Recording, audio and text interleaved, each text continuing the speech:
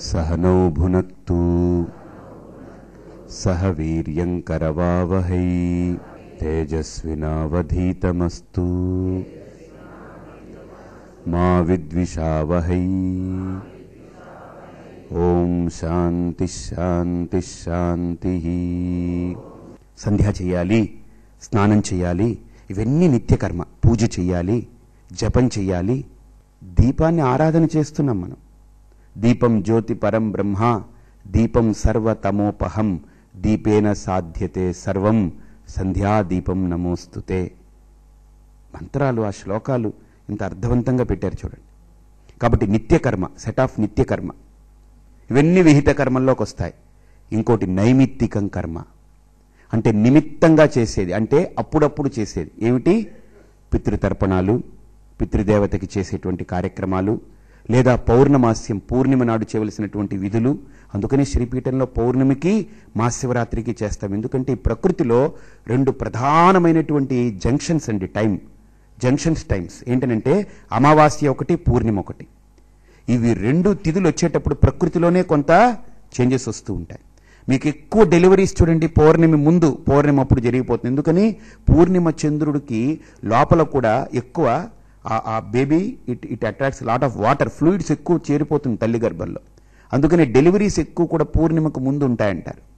పూర్ణిమ టైంలో కానీ పూర్ణిమకు ముందు కానీ లోపల ఫ్లూయిడ్స్ ఎక్కువ అయిపోతాయి. సో డెలివరీ కూడా ఇదవుతుంటుంది. కృష్ణపక్షంలో డెలివరీస్ అవుతాయి కానీ చాలా తక్కువ. సో దానికి కూడా చాలా రియాక్షన్స్ ఉంటాయి. కానీ పూర్ణిమ నాడు శుక్లపక్షంలో ఎక్కువ డెలివరీస్ అవుతుంటాయి. మా జాతకం చూసేటప్పుడు కూడా ఎక్కువ జన్మలన్నీ శుక్లపక్షంలో పడుతుంటాయి. పూర్ణిమకు ముందు సప్తమి, ఈ దశమి ఇవన్నీ ఎక్కువ పడుతుంటాయి. That is the cause. ఈ పూర్ణిమ నాడు మీరు సముద్రం చూస్తే పోటెత్తుతుంది. అమావాస్య నాడు సముద్రం చూస్తే పోటెత్తుతుంటుంది. సో అమావాస్య, పూర్ణిమ ఈ రెండు తిథులు కూడా ఒక రకమైనటువంటి జంక్షన్ తిథులు.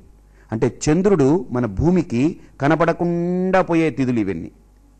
ఈ పాయింట్కి వచ్చిన తర్వాత చంద్రుడు మన భూమికి కనబడే తిథులు, కనబడడానికి పూర్ణంగా వ్యక్తమయ్యడానికి అయ్యేటువంటి ప్రాసెస్. ఇది పూర్తిగా కనబడకుండా పోవడానికి ప్రాసెస్ కృష్ణపక్షం. ఇక్కడి నుంచి అలా నడుచుకుంటూ వెళితే అమావాస్య దగ్గరికి పూర్తిగా కనబడకుండా పోతాడు. దాన్ని న్యూ మూన్ అన్నారు. అదేమిటో న్యూ మూన్ అంటే? నో మూన్, న్యూ మూన్ కాదు. అంటే కొత్త చంద్రుడు తయారవ్వబోతాడు అనమాట అమావాస్యకు. అందుకని వాడి తాపత్రయం అది. అసలు యాక్చువల్గా no moon, there is no moon there. Sky మనకు కనపడదు. ఇక్కడ నుంచి చంద్రుడు పూర్తిగా కనపడడానికి జరిగే ప్రాసెస్ ఇవి.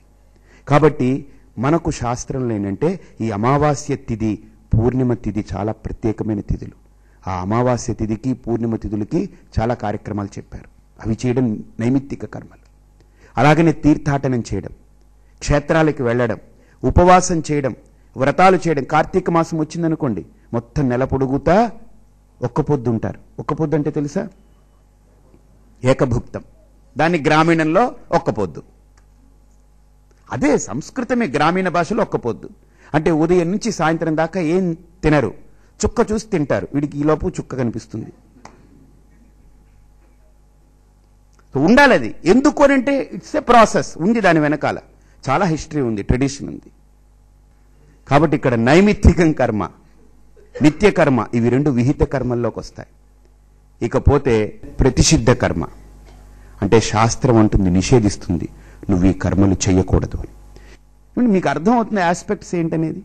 ఆస్పెక్ట్స్ అర్థమైతే ఆ క్లాసికల్ ట్రెడిషనల్ టచెస్ అంతా కూడా ఎంత బ్యూటీగా చెప్పారండి. మనం అట్లీస్ట్ మనం ఆచరించలేకపోయినా మనం దాన్ని గుర్తించడం మొదలు పెట్టాలి. ఏదో రోజు మనలో కూడా పరివర్తన వస్తుంది. మన పిల్లల్ని కనీసం మనం ఇప్పుడు ఒక స్టేజ్కి వచ్చేసాం. మన పిల్లల్లో మెల్లగా ఇంజెక్ట్ చేయాలి, అవన్నీ చెప్పాలి, నేర్పించాలి. వాళ్ళని మెల్లగా దారిలో పెట్టగలిగితే మళ్ళీ మనం రివైవ్ చేసుకోగలం మన దాన్ని. మనకే తెలియట్లేదు, మనం ఏం చేస్తాం వాళ్ళని. కాబట్టి ఇక్కడ నైమిత్తికం కర్మలు, నిత్యకర్మ, ప్రతిషిద్ధ కర్మ. ఈ ప్రతిషిద్ధ కర్మ ఏంటనంటే మనం చెయ్యకూడని కర్మలు. కళంజం న భక్షయేత్, మాంసం తినద్దు. ఎవరికి? ఇక్కడ ఒక ప్రశ్న. ఓ రాజుకి ఆప్షన్ ఇచ్చింది, రాజు తినచ్చు, లేకపోతే ఒక శూద్రుడు అంటే కష్టపడి చేసేవాడు తినచ్చు, సైనికుడు తినచ్చు. ఎందుకని? వీళ్ళందరిది తమో ప్రవృత్తి, రజో ప్రవృత్తి. కానీ ఒక సాధకుడై ఉండి ఆధ్యాత్మిక చింతనలోకి అడుగు పెట్టిన తర్వాత వాడికి ఆ తమో రజో గుణాల యొక్క ఆహారం అక్కర్లేదు, దానికి కావాలి. ఈ సైనికుడికి మీరు పప్పు, కొద్దిగా అన్నం పెట్టి, బార్డర్లో ఉండేవాడికి కొద్దిగా పప్పు, అన్నం, కొద్దిగా నెయ్యి వేసి పెట్టారనుకోండి, వాడలా నాలా పప్పులా కూర్చుంటే ఆడు పరుగులు తీయాలి. అలాంటి తిండి పెట్టాలి. ఇప్పుడు అలాంటి తిండి వాడికి పెట్టాలి. వాడికి పాపం వెళ్ళట్లేదు అక్కడ. ఇవన్నీ మనకు వచ్చేస్తున్నాయి. ఈ మనం తిని ఇంటర్నల్గా మనం ఎక్కట నరుకుని మన ఇంట్లో చేసుకుని తిరుగుతున్నాం. కాబట్టి ఇంట్లోనే మనం ఈ రజో ప్రవృత్తి, తమో ప్రవృత్తి ఇవన్నీ కలిగించే ఆహారాలు తినడం వల్ల ఏమవుతుంది? లోపల సాధన పోయి ఏమండి, అన్నిట్లో బ్రహ్మ లేదా? అంతటా బ్రహ్మ ఉన్నాడనేది మాట కాదు, అనుభవం. ఆ అనుభవ సిద్ధి కలిగినప్పుడు ఈ పదాలు ఉండవు, ఇవన్నీ ఉండవు. ఎన్ని కబుర్లు వద్దు మనకు, ఎన్ని మాటలు వద్దు మనకు. నేను అందుకనే అసలు భగవంతుడి గురించి, బ్రహ్మ గురించి నేను ముట్టుకోను. ఆ స్థాయికి మిమ్మల్ని పెంచి పెంచి పెంచి ఆ మాట ద్వారా అక్కడికి వెళ్ళేటప్పటికి ముట్టుకోక్కర్లేదు. అలా మీరు చూసేటప్పటికి అదే కనపడాలి అంతే. ఆ వేద్యం అవ్వాలి ఈ ఉపదేశారం అయ్యేటప్పటికి, నా భావన అది. కాబట్టి ఆస్పెక్ట్స్ చూడండి. ప్రతిషిద్ధ కర్మ నా యొక్క జీవన విధానానికి, నా సాధనకు, నా యొక్క ఆంతరంగికమైనటువంటి ఆ విచారణ ధారకు సహకరించే ఆహారాన్ని తీసుకోవాలి. ఏమిటి? ఆకు, కూరగాయలు, ఆకులు, జస్ట్ కావలసిన కొద్దిపాటి అన్నం, అది కూడా ఎక్కువ నాతి ఉష్ణం, ఎక్కువ తిక్తం కాదు, ఎక్కువ కారాలు, ఉప్పులు, పులుపులు. ఈ భోంచేసేటప్పుడు కూడా తిని చెంబుడు నీళ్లు తాగేటువంటి భోజనాలు తినకూడదండి. లిమిట్గా ఉండాలి. కారం కూడా, ఉప్పు కానీ, పులుపు కానీ ఇవన్నీ జస్ట్ ఉండాలి, హాయిగా ఉండాలి, ఎంజాయ్ చేయగలగాలి. ఆ టేస్ట్స్ అన్నీ కూడా, టేస్ట్ బడ్స్ అన్నీ టచ్ అవుతుండాలి. ఇప్పుడు మనం హార్మోని ఉందనుకోండి, లేకపోతే పియానో ఉందనుకోండి, దాన్ని ఇలా నొక్కుతుంటే మ్యూజిక్ వస్తుంది. బట్ పొలంగ్ పొలంగ్ అని కొట్టామనుకోండి ఏమవుతుంది? బొయ్ బొయ్ అని అరుస్తుంటాయి. అలాగనే లోపల టేస్ట్ బడ్స్ ఉంటాయి కదండి, ఆ టేస్ట్ బడ్స్ కూడా అలా టచ్ చేసేలాంటి టేస్ట్ ఇవ్వాలి. కానీ ఇది వెళ్ళి దాన్ని ఏకంగా రేస్ చేసిన టేస్ట్ ఇచ్చానుకోండి, కాకర పాకర అంటూ ఉంటాడు లోపల. సో నేను ఇలానే చూస్తే ఇంతకంటే నాకేం పని ఉందండి? ఇలా ప్రతి కోణము ఆలోచిస్తుంటాను. అందుకనే చెప్పడంలో నాకు ఈజీగా ఉంటుంది, ఆ ఫెసిలిటీ వస్తుంది నాకు.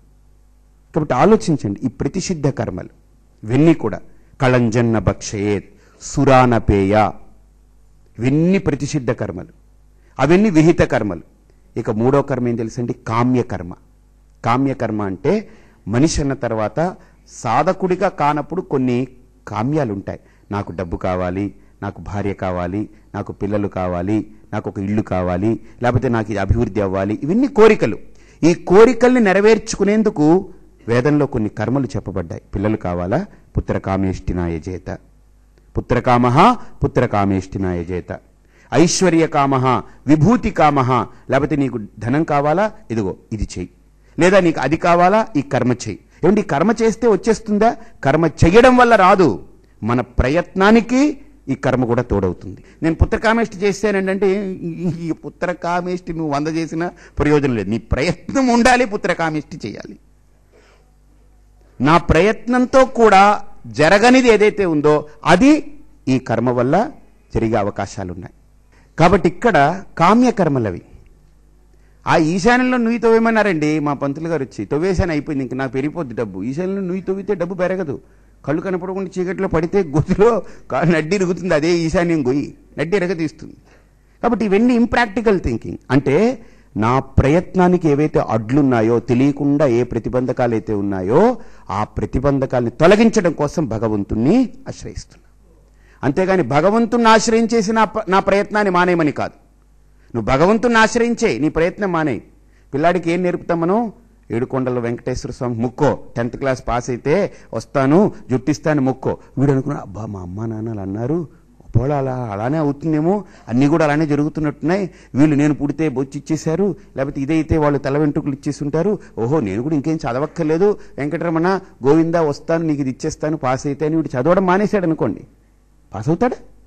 Is it practically acceptable? No. మన ప్రయత్నం ఉండాలి, ప్రయత్నానికి పరమేశ్వర అనుగ్రహం తోడవ్వాలి. ఎందుకు ఆ అనుగ్రహం? ఏ ప్రతిబంధకాలు లేకుండా ముందుకు సాగడానికి. అర్థమైందండి? కాబట్టి అలాగనే ఇది కూడా ఉండాలి, కావాలి. ఇది నాకు అర్థమయ్యేది కాదు. కారులో బ్రేకులు ఉంటాయి కింద కాళ్ళ దగ్గర, కానీ హ్యాండ్ బ్రేక్ అని చేతుల దగ్గర కూడా ఒకటి పెడతాడు. కాళ్ళ దగ్గర బ్రేక్ ఉంది కదా, ఇంకా మళ్ళీ హ్యాండ్ బ్రేక్ ఎందుకు? ఇది ఏం వెయ్యం కదా, ఎందుకండి? ఇది కాళ్ళ దగ్గరే బ్రేక్ వేయాలి. చూడండి, కాళ్ళ దగ్గర వేసే బ్రేకు బండిని తాత్కాలికంగా ఆపించడానికి, కానీ హ్యాండ్ బ్రేక్ దేనికి తెలుసండి? పర్మనెంట్గా ఆపించడానికి. అది ఎత్తితే బండి ఇంకా కదలదు. కానీ హ్యాండ్ బ్రేక్ వేసి బండిని తోలుతున్నాం అనుకోండి, ఏమవుతుంది? బండి వెళ్తుంది కానీ చాలా మొరాయించేస్తుంది. అర్థమవుతుందా? కాబట్టి ఇక్కడ ఈ ఆస్పెక్ట్లో ఆలోచిస్తే ప్రయత్నం పర్ఫెక్ట్గా మనది ఉండాలి, పురుష ప్రయత్నం ఉండాలి. దైవం చైవాత్ర పంచమం. దైవాన్ని ఎందుకు ఆశ్రయించాలంటే పరమాత్మ నేను చేయవలసినది, నా పరిధిలో ఉండేవన్నీ కూడా నేను ఎక్కడ లోటు రానివ్వకుండా చక్కగా ప్లాన్ చేశాను. ఇక అన్సీన్ ఫోర్సెస్ కొన్ని ఉంటాయి, నాకు తెలియకుండా ఈ ప్రయత్నాన్ని అడ్డుకొని ఫలం ఇవ్వకుండా అడ్డుకునేటువంటివి ఎన్నో ప్రయత్నాలు జరుగుతూ ఉంటాయి. ఆ ప్రయత్నాల్ని నువ్వే తొలగించు నాయనా, ఆ ప్రతిబంధకాల్ని నువ్వే తొలగించాలి, నా చేతుల్లో లేవది. అందుకని ఒక డాక్టర్ గారు కూడా ఆపరేషన్ చేసేస్తాడు పేషెంట్కి. ఆయనకి ఇవ్వబడ్డటువంటివన్నీ స్కిల్స్ అన్నిటినీ చూసి చేస్తాడు. ఏం తర్వాత చక్కగా అయిపోయిన తర్వాత ఆయన ఏంటి కాన్ఫిడెంట్గా బయటకు వచ్చి, నా ప్రయత్నం ఆపరేషన్ సక్సెస్ఫుల్గా అయిందండి, so almighty is there, God is there, he will take care. That is our approach. అంతేగాని డాక్టర్ గారు గొప్ప భక్తుడు ఆయన. ఇప్పుడు పేషెంట్ అక్కడ పెట్టి కోసేసి దేవుడా నువ్వే చూడని బయటకు వచ్చారనుకోండి, పరిస్థితి ఏంటి? వాళ్ళకి నిజమైన నమ్మకం ఉంది, పరిస్థితి ఏంటి? అడ్డంకిలా కోసేసి దేవుడా నువ్వే చూసుకో, ఇంకా నా వరకు నేను చేశాను. ప్రయత్నం పరిపూర్ణంగా ఉండాలి, దైవం మీద మన దృష్టి ఉండాలి. ఎందుకని? నేను నా పరిధిలో అన్నిటిని ఆలోచించి చేయగలుగుతున్నాను. ఒక డాక్టర్ గారు చెప్పారండి, గొప్ప సర్జన్ ఆయన, నాకు ఆపరేట్ చేశారు. ఆయన పైలోనేడల్ సైనస్ వస్తే ఆయన విష్ణుమూర్తి గారిని ఆపరేట్ చేశారు. ఆయనకి బాగా అభిమానం, నా టాక్స్ అన్న ఇవన్నీ చాలా అనలిటికల్గా ఉంటాయి, వింటుంటారు. ఆయన బెనారస్ ఆయన యూనివర్సిటీలో చేశారు. ఆయన అన్నారు, స్వామి మీరు మాట్లాడుతుంటే మాకు అదే అనిపిస్తుంటుంది, మేము అన్నీ చదువుకుంటాం, అన్నీ అవుతుంటుంది, కానీ ఆ కోసిన తర్వాత మాకు కూడా మనస్సు ఉంటుంది కదండి. ఆ టైంలో మా కొడుకు ఏం చేస్తున్నాడని గుర్తుకొచ్చిన, లేకపోతే మా ఆవిడ గురించి గుర్తుకొచ్చిన, మనస్సు కదా ఇది, ఇట్ ఇస్ మైండ్ ఇన్సైడ్. మేము ఫిక్స్ చేసుకుని డ్రెస్ వేసుకుని కాన్ఫిడెంట్గా లోపల ప్రిపేర్ అయ్యి వెళతాం. ఈ డాక్టర్స్ కూడా ఆపరేషన్ థియేటర్కి వెళ్లే ముందు కూర్చుంటారండి. కూర్చుని వాళ్ళు కూడా ఒక 2-3 నిమిషాలు ఎవరితో మాట్లాడకుండా వాళ్ళు కూడా దే షుడ్ మెడిటేట్. ఓ ఈ ఆపరేషన్ ఇలా చేయబోతున్నాం, ఇలాగని వాళ్ళ మైండ్ని రిజాల్వ్ చేసుకుని ఎక్కువ ఈ థాట్ పొల్యూషన్ లేకుండా ఉండేలాగా వాళ్ళ మైండ్ని బాగా సబ్సైడ్ చేసుకుని అప్పుడు డ్రెస్ వేసుకుని వాళ్ళు ప్రిపేర్ అయ్యి కొద్దిగా మొహం కడుక్కుంటారు, చేతులు ఎందుకంటే ఇవన్నీ కూడా దే ఆర్ ప్రిపేరింగ్ వాళ్ళ మైండ్ని బాగా అలా సబ్సైడ్ చేసుకునేదని. చేసిన తర్వాత అక్కడికి వెళతాం, మేము మొదలు పెడతాం, కానీ మధ్యలో ఈ మనస్సు వికలం చెందకూడదనే నియమం ఏం లేదు. అక్కడే దైవం కావాలి స్వామీజీ.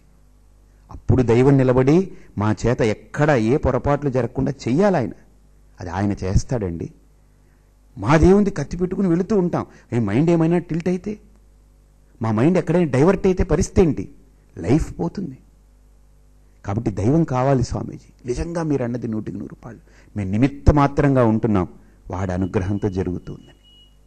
అది కర్మయోగం అంటే. కర్మ అంటే నేనే చేస్తున్నాను, నేను సక్సెస్ఫుల్ని, దట్ ఈస్ కర్మ. నువ్వు సక్సెస్ఫుల్ అయితే నీ చేతిలో ఎవడైనా పోతే దానికి కూడా నువ్వే బాధ్యుడు అవ్వాలి.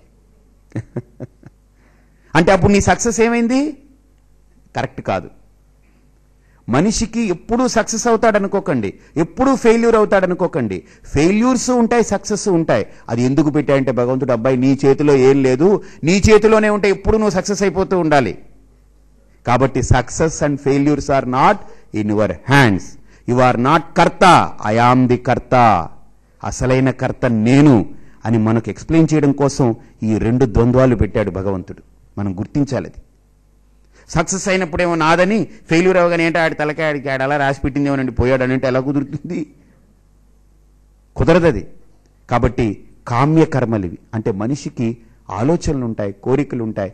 ఇవన్నిటినీ కూడా ఆ కామ్యకర్మల్ని శాస్త్రం చెప్పినట్టుగా తన ప్రయత్నం చేసి పరమాత్మ అనుగ్రహం కోసం ఆ కర్మలు చేస్తాడు. అలాగనే ప్రాయశ్చిత్త కర్మలని ఒకటి. ప్రాయశ్చిత్త కర్మలనంటే ఇది ఒక ఫన్నీ ఆస్పెక్ట్, అంటే మంచి ఆస్పెక్ట్ ఇది. ప్రాయశ్చిత్తం ఏదో ఒక మనిషికి జీవితంలో ఏదో ఒక అడ్డు మనిషిని ఎదగనివ్వకుండా ఉంది. అంటే బలీయమైన ప్రారంధం ఏదో ఉంది. వాడు జన్మాంతర కర్మలు అలాగ వాడిని ఎదగనివ్వకుండా అడ్డుకుంటున్నాయి. అది ఒక horoscope. Astrology alone can deal that. ఇంకే శాస్త్రం డీల్ చేయలేదు, ఒక్క ఆస్ట్రాలజీ మాత్రమే డీల్ చేస్తుంది. ఎలాగనంటే స్థలానికి దోషం వస్తే ఆగమం వాస్తు, మనిషిలో దోషం ఉంటే శాస్త్రం జ్యోతిష్యం. వాస్తు శాస్త్రం ఏం చేస్తుంది? స్థలంలో ఉండే డిఫెక్ట్ని తొలగిస్తుంది. జ్యోతిష్య శాస్త్రం ఏం చేస్తుంది? మనిషిలో ఉండే హర్డిల్స్ని, డిఫెక్ట్స్ని తొలగిస్తుంది. ఈ జ్యోతిష్యాలు మేము నమ్మమండి, రమ్మనమనండి. నేను ఇలానే మాట్లాడాను, కానీ జ్యోతిష్యం మీద విపరీతమైన ప్రయత్నం చేశాను. ఎందుకనంటే నేను ముందు తిట్టాను, నా జ్యోతిష్యం తలకాయ పాడు, రా బూ గు షా ఏవో రాస్తారండి, ఓ 9 అక్షరాలు రాస్తారు, ఓ 12 గడియలు ఉంటాయి, ఓ 6 గడియలు ఉంటాయి, 12 రాసులు అంటారు, దీంట్లో ఒక్కొక్క అక్షరం రాస్తారు, ఒక 5 పైసలు పేపర్ మీద మొత్తం మనిషి జీవితం ఆధారపడిపోతుందండి. ఓ పేపర్ మీద ఇలా గళ్ళు గీసి ఇలా గేసి ఇలా అక్షరాలు పెట్టేసి ఈ జీవితం ఆధారపడిపోతుందండి. ఒక 5 పైసలు పేపర్ మీద ఇంత జీవితం ఆధారపడిపోతుందా అని వాదించేవాడిని నేను. కానీ ఒక ఆయన సైంటిస్ట్, ఆయన సెయింట్ అయ్యాడు. ఆయన ఏమన్నారంటే, ఋషికేశులో ఈ పిచ్చివాగుళ్ళొద్దు, నీకేమైనా తెలిసి మాట్లాడుతున్నావా, దాని గురించి అధ్యయనం చేయకుండా మాట్లాడుతున్నావా? నేను తెలుసుకోలేదు, తెలుసుకో, తర్వాత మాట్లాడు. అది విజ్ఞత. తెలుసుకోకుండా మనం వచ్చినట్టు మాట్లాడితే, అందుకనే మనమంతా కూడా ఈ చెప్పుడు మాటలకి లేకపోతే చెప్పుడు విషయాలకి వీటికి అంకితమైపోయి మనం డిసైడ్ చేస్తూ ఉంటాం అన్నిటినీ. ఆ ప్రభావాలు ఎక్కువ ఉంటాయి. నేను విషయాన్ని అర్థం చేసుకున్న తర్వాత, అసలు ఆ జ్యోతిష్యంలో ప్రవేశించిన తర్వాత అది చూస్తుండే కొద్దీ అమోఘం, అమేజింగ్. బట్ అదే జ్యోతిష్ శాస్త్రం అంటుంది, అబ్బాయి దీన్ని నన్ను చూసి నీ ప్రయత్నాలు మానేకు, నీ ప్రయత్నం చేస్తూ పో, ఇదిగో నేను చెప్తాను చాలా విషయాలు, అవి తీర్చుకుంటూ పో. అర్థమైందండి? ఇప్పుడు డాక్టర్ గారు ఏంటంటే, డాక్టర్ గారు నేను నడవలేకపోతున్నానండి, కాళ్ళు పక్షవాతం వచ్చింది. అప్పుడు డాక్టర్ గారు అన్నారు, ఇది పార్షియల్ పెరాలసిస్, ఇది పెద్ద ఇబ్బంది ఏం లేదు, ఫిజియోథెరపీ ఇస్తాం బాగుంటుందని. కానీ ఫిజియోథెరపిస్ట్ ఏం చేస్తాడంటే, ఈ కాళ్ళని నీట్గా పట్టుకుని ఇలా యాప్ ఇలా చేసి కొంత మెడికల్ ట్రీట్మెంట్ ఇస్తూ ఈ ఫిజియోథెరపీ ఇస్తూ చేస్తారు. కానీ అక్కడ మనిషిని నడిపించే ప్రయత్నం చేస్తారు. వాడు నడిచే ప్రయత్నం చేయాలి. వాడు బెడ్ మీదే పడుకుని నా కాళ్ళు బాగైపోవాలంటే కుదరదు. వాడికి నడక అనేటువంటిది వాడు చేయాలి, మిగతా ప్రయత్నాలన్నీ వీళ్ళు చేస్తుంటారు. అదే కాకినాడ హాస్పిటల్లో పెద్ద లీడింగ్ లాయర్, ఆయన్ని వెంటిలేటర్స్లో పెట్టారు, మల్టీ ఆర్గాన్ ఫెయిల్యూర్స్, ఆయనకి బ్రెయిన్ హ్యామరేజ్ వచ్చింది, 4 రోజులు కోమాలో ఉన్నారు, హాస్పిటల్లో పెట్టారు. అక్కడున్న డాక్టర్స్ అందరూ కూడా అక్కడ ఉన్నారు, నేను వెళ్ళాను, నన్ను తీసుకెళ్లారు. ఆయనకి బాగా అభిమానం, ఆయన ఆశ్రమానికి వచ్చేవారు. ఆయనకి బ్రెయిన్ హ్యామరేజ్ వచ్చింది, multi organ failure, highly diabetic, ఆయన పెట్టేశారు బెడ్ మీద. నేను వెళ్ళాను, ఆయన పరిస్థితి చూస్తే చాలా తేడాగానే ఉంది. అసలు ఏం వెంటిలేటర్స్ అంటే ఏంటి, అది తీసేస్తే బయటికి వెళ్ళిపోవడం ఇంక మనిషి, అది ఉంచారు అలాగదా అని అలా పెట్టారు. అందరికి కబురు పెట్టేయమన్నారు. నిజం జరిగింది, ఇది అబద్ధం చెప్పట్లేదు. అక్కడ పెడితే నేను వెళ్ళాను, డాక్టర్ ఐవీరావు గారు ఇలా చాలామంది ఉన్నారు, 4-5 వచ్చారు. వస్తే నేను అన్నాను, డాక్టర్ గారు ఈయనేం పోరండి అన్నాను. ఏమిటో మీ భ్రమం ఇది అన్నారు వాళ్ళు. ఎందుకంటే ఆయన హారోస్కోప్ చూశాను, ఈయనకి ఇంకా ఎక్స్టెన్షన్ ఉంది. వాళ్ళు నమ్మలేదు. ఆ అబ్బాయికి పిలిచి, అబ్బాయి ఇదిగో ఈ ప్రాయశ్చిత్త కర్మలు కొన్ని చేయించు, బలీయంగా చేయించాలి, నువ్వు వారం రోజులు పడుతుంది. డాక్టర్ గారు అన్నారు, ఎందుకంటే బాబు వెంటిలేటర్స్ మీద ఉన్నాడు ఆయన, వారం రోజులు, రోజుకి చాలా ఎక్స్పెన్సివ్, అది మినిమం 15,000 20,000 అవుతుంది, ఎందుకు తీసేయండి, అయిపోయింది, ఇంకా వీ లాస్ట్ హోప్స్. నేను నా అబ్బాయికి 7 రోజులు చెయ్యి, 7 రోజులు పడుతుంది, 20,000 15,000 అయితే అవ్వని, ఇబ్బంది ఏం లేదు, చేయమన్నాను ప్రాయశ్చిత్త కర్మ. వెళ్ళాడు, నిష్ఠగా చేశాడు. నేను చెప్పాను, నీకు అనుమానంతో చేసావా జరగదు, నమ్మకం ఉండాలి. అందుకని నేను ఎప్పుడు చెప్తుంటాను, ఆ మనిషిని నమ్మినట్టు లేకపోతే వదిలేసి పట్టుకున్నట్టు అలా ఉండకూడదు. పట్టుకుంటే దాని అంతు చూసేయాలంతే, వదిలేస్తే వదిలేయాలి, ఇంకా దాని జోలికి వెళ్ళకూడదు. నాదది సిద్ధాంతం. అలానే పట్టుకోవాలంతే, పట్టుకుంటే ఇంకా విడవకూడదు, దానికి కిందకి వెళ్ళిపోవాలంతే, వదిలేస్తే ఇంకా దాని జోలికి వెళ్ళకూడదు. నేను చెప్పాను, ఆ నమ్మకంతో చెయ్యను.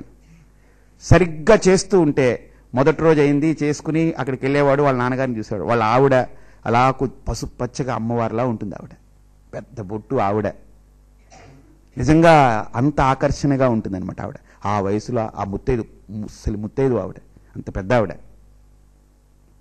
సరిగ్గా 7వ రోజు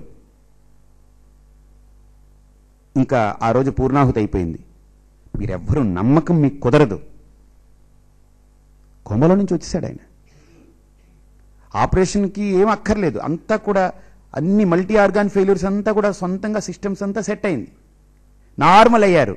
ఓన్లీ కొద్దిగా మాట తక్కువ పడిందంతే, పెరాలసిస్ అటాక్ అయిందంతే, ఇంకేం లేదు, నార్మల్గా వచ్చారు. ముందు సబ్ కాన్షియస్కి వచ్చారు, ఆ తర్వాత సెమీ కాన్షియస్, తర్వాత కాన్షియస్గా వచ్చారు. నేను ఇక్కడ ఉన్నాను ఏంటి, నాకు ఏమైందని అడిగారు ఆయన. ఏం కాలేదు, కొద్దిగా ఏదో తేడా అయింది, నేను హాస్పిటల్లో పెట్టా అన్నారు. దెన్ అగైన్ 20 days ఫిజియోథెరపీ ఇచ్చారు. వాళ్ళ ఆవిడ ఫిజియోథెరపిస్ట్, ఆవిడే ఇచ్చింది. ఆయన హాస్పిటల్ నుంచి బయటికి రాగానే ఆయన్ని నడిపించుకుంటూ ముందు అమ్మవారి దగ్గరికి తీసుకొచ్చారు. ఫస్ట్ టైం ఆయన హాస్పిటల్ నుంచి అడుగు పెట్టేటప్పుడు అమ్మవారి దగ్గరికి నడుచుకుంటూ వచ్చారు. 3.5 years ఉన్నారు ఆయన, తర్వాత పోయారు. ఇది నా గొప్ప, శాస్త్రం యొక్క గొప్ప, దైవం యొక్క గొప్ప అది. కాబట్టి ఇక్కడ కూడా ఈ ప్రాయశ్చిత్త కర్మలకి వాల్యూ ఉంది. ఆ ప్రాయశ్చిత్తం చేయాలి. ప్రాయశ్చిత్తం అంటే ఏం తెలుసండి? ఒక చిన్న మీకు ఎగ్జాంపుల్ చెప్తాను. ప్రాయశ్చిత్తం అంటే మనకు సెల్ఫ్ పనిష్మెంట్ అనమాట. అది మనకి ఏదో పాపం మన మీద వాలి ఇబ్బంది పెడుతూ ఉంటుంది, మనమే సెల్ఫ్ పనిష్మెంట్ ఇచ్చుకోవడం. దాన్ని ఇంగ్లీష్లో చెప్పాలంటే మెడికల్ టెర్మినాలజీలో prevention is better than cure అంటారు. అదనమాట అది. మనం ఏం చేస్తున్నాం అంటే మనమే సెల్ఫ్ పనిష్ చేసుకుంటున్నాం. ఈ ప్రాయశ్చిత్త కర్మల్లో ఏం చేస్తున్నాం? బ్రాహ్మడికి పిలిచి దానాలు ఇవ్వాలంటే మనం డబ్బు ఇచ్చేయాలి. వాడేమంటాడు, ఈ వారం రోజులు నువ్వు భోజనం చేయకూడదు, ఒక పూట టిఫిన్ తినాలి, కడుపు మార్చుకుంటున్నావు. ఈ వారం రోజులు నువ్వు హాయిగా కింద పడుకోవాలి, మంచం మీద పడుకోకూడదు, నిద్ర సౌఖ్యం తక్కువ, తిండి సౌఖ్యం తక్కువ, అన్ని సెల్ఫ్ పనిష్మెంట్ మనమే వేసుకుంటున్నాం. ఈ శనిగాడు వచ్చి మనకు వేసే కంటే, బాబు నువ్వేం చేయగలరా, నేనే చేసుకుంటా అని చేసుకున్నావు అనుకోండి, ఇబ్బంది ఉంది. ఇప్పుడు నాకు ఒక చిన్న జోక్ చెప్తాను చూడండి. పిల్లాడు మహామేధావి, మొదట టెంక, వాడు తప్పు చేసేవాడు. వాళ్ళ నాన్నగారు వచ్చి కొట్టేలోపే వాడే కొట్టేసుకున్నాడు, తప్పు తప్పు తప్పు తప్పు అని. వాళ్ళ నాన్నగారు కొట్టుకోకరా దెబ్బలు, వీడు మొదట టెంక వీడు. ఇప్పుడు అలాగనే మనకు కూడా శని మహారాజు ఏదైనా చేయాలనుకుని ఇబ్బంది పడుతున్నాడు, మీరే కొట్టేసుకున్నాడు. వాడు అయ్య బాబా వద్దులే పోన్లే, నేను రానులే నీ దారి. ప్రాయశ్చిత్తం అది. ఇప్పుడు మనకు కూడా ప్రాయశ్చిత్తం ఉంది కదండి. చేసిన తప్పు ఒప్పుకుంటే ప్రాయశ్చిత్తం. పశ్చాత్తాపం కంటే గొప్ప ప్రాయశ్చిత్తం ఏది లేదంటారు, సామెత ఉంది కదా.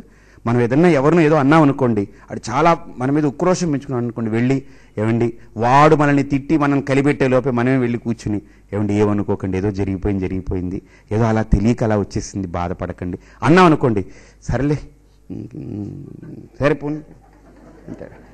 లేకపోతే వాడు వర్కౌట్ చేస్తుంటాడన్నమాట, స్పాట్కి ప్లాన్ చేస్తూ ఉంటాడు, మనమే వెళ్ళి మనల్ని కొద్ది చేసుకున్నాం అనుకోండి, క్వశ్చనింగ్ అనమాట. అక్కడ ప్రాయశ్చిత్త కర్మ ఇది.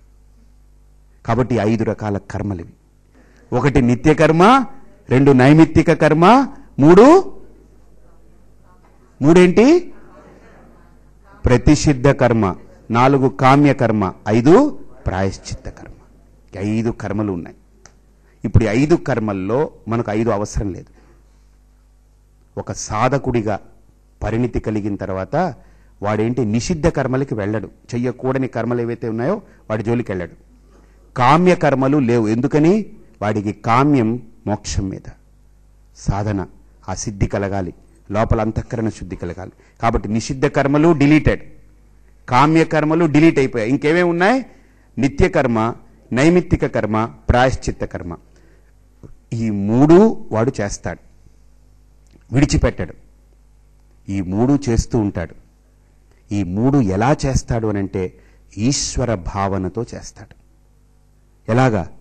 మనకు ఒక శ్లోకం ఉంది, యద్యత్ కర్మ కరోమి తత్తదఖిలం శంభో తవారాధనం.